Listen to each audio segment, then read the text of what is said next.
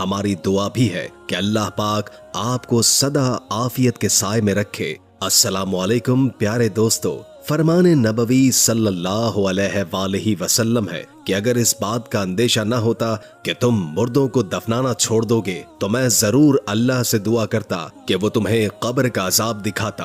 दोस्तों, लैलतुल दफन या कब्र की पहली रात वो पहली रात है कि जब मैयत को दफन करते हैं। इस्लामी लुगत में इस रात की खुसूसियात और हवादिस के बारे में बहुत बहस हुई है। रिवायात के बकौल पहली रात मैयत के लिए बहुत अहम रात है और उसके मुख्तलिफ मराहिल है। सबसे पहले फरिश्ते जिसका नाम रोमान है वो आमाल नामा देखने के लिए कब्र में दाखिल होगा और उसके बाद दो फरिश्ते नकीर व मुनकिर या बशीर व मुबशिर उस शख्स के अकायद और आमाल के बारे में सवाल करेंगे। बाज आमाल जैसे कि नमाज वहशत कब्र मैयत की उन सख्तियों को कम करने में मदद करेगी। कब्र की पहली रात मोमिनों के लिए खूबसूरत और आरामदेह और काफिरों और बदकारों के लिए बहुत सख्त और वहशतनाक। मौत एक ऐसी हकीकत है जिस पर हर शख्स यकीन रखता है कि उससे दो चार होना, उसका तल्ख जाम पीना जरूरी है। ये यकीन हर किस्म के खटके और शुबहे से बालातर है, क्योंकि जब से दुनिया कायम है किसी नफ्स जान ने मौत से छुटकारा नहीं पाया है।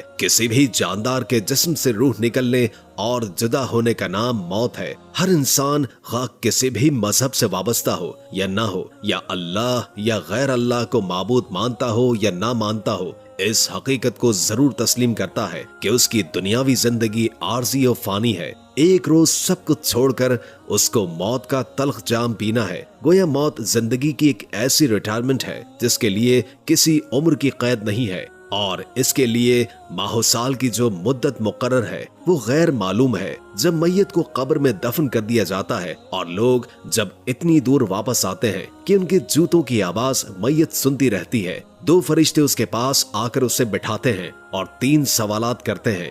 मन रब्बुका, तुम्हारा रब कौन है? मा दीनिका, तुम्हारा दीन क्या है? और हजरत मोहम्मद मुस्तफ़ा सल्लल्लाहु अलैहि वसल्लम के बारे में पूछते हैं कि तुम इनके बारे में क्या कहते हो। अगर इन तीन सवालात के जवाबात सही दे दिए तो उसकी कब्र में 70 हाथ चारों तरफ वसत कर दी जाती है और कब्र में रोशनी कर दी जाती है। फरिश्ते उससे कहते हैं कि दुल्हन की तरह सो जाओ, और अगर जवाबात न दे सका और हैरानो परेशानी का मुजाहरा किया और कहा कि मैं नहीं जानता, लोग जो कहते हैं मैं भी वही कहता था, तो फिर जमीन से कह दिया जाता है कि इस पर तंग हो जाओ। बस इसके तंग होने से उसकी पसलियां इधर की उधर हो जाती हैं और कयामत तक इसे मुख्तलिफ किस्म का अजाब दिया जाता है। हजरत अबू हुरैरा रज़ी अल्लाह ताला अन्हो से मरवी है कि हुजूर नबी अकरम सल्लल्लाहु अलैहि वसल्लम ने फरमाया, जब मैयत को या तुम में से किसी एक को मरने के बाद कब्र में दाखिल किया जाता है तो उसके पास स्याह पलकों के नीलगू आंखों वाले दो फरिश्ते आते हैं। एक का नाम मुनकिर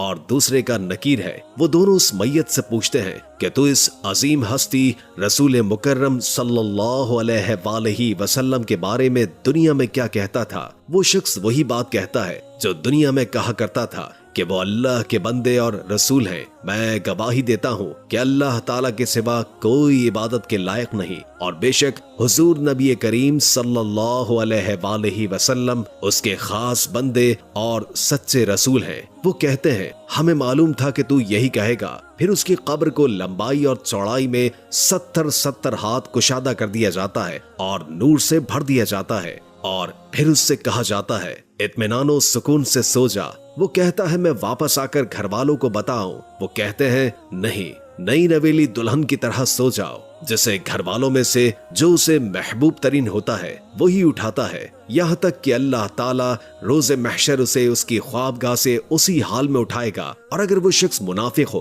तो उन सवालात के जवाब में कहेगा, मैंने ऐसा ही कहा जैसा मैंने लोगों को कहते हुए सुना, मैं नहीं जानता वो सही था या फिर गलत। बस वो दोनों फरिश्ते कहेंगे कि हम जानते थे कि तुम ऐसा ही कहोगे। बस जमीन से कहा जाएगा कि इस पर मिल जा, बस वो उस पर इकट्ठी हो जाएगी, यानी उसे दबाएगी, यहाँ तक कि उसकी पसलियां एक दूसरी में दाखिल हो जाएंगी। वो मुसलसल अजाब में मुब्तला रहेगा, यहाँ तक कि अल्लाह ताला इसी हाल में यानी अजाब में उस जगह से उठाएगा।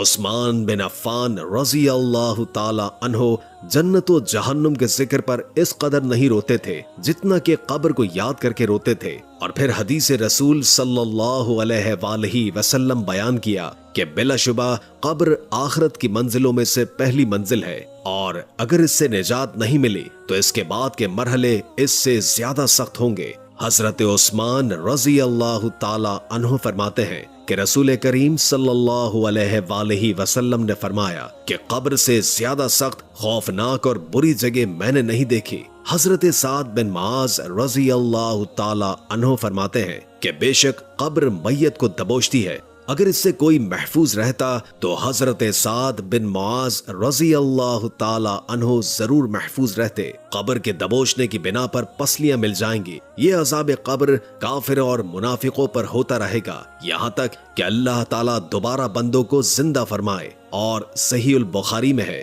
کہ کانوں کے درمیان لوہے کے ہتھوڑے سے اس قدر زور سے مارا جائے گا کہ جن و انس کے علاوہ ساری مخلوق سنتی ہے۔ آپ صلی اللہ علیہ وآلہ وسلم نے خواب میں دیکھا کہ آپ کو دو آدمی ارض مقدسہ پہ لے گئے، وہاں پر ایک شخص کو بیٹھا ہوا پایا اور اس کے پاس ایک آدمی لوہے کے ٹیڑھا ہانکیلا آلہ لیے ہوئے تھا، اس کے ذریعے اس کے ایک جبڑے میں داخل کر کے اس کی گدی تک لے جاتا، پھر دوسرے جبڑے کی گدی کو بھی ایسے ہی کھینچتا اور پھر دونوں کو ملا دیتا۔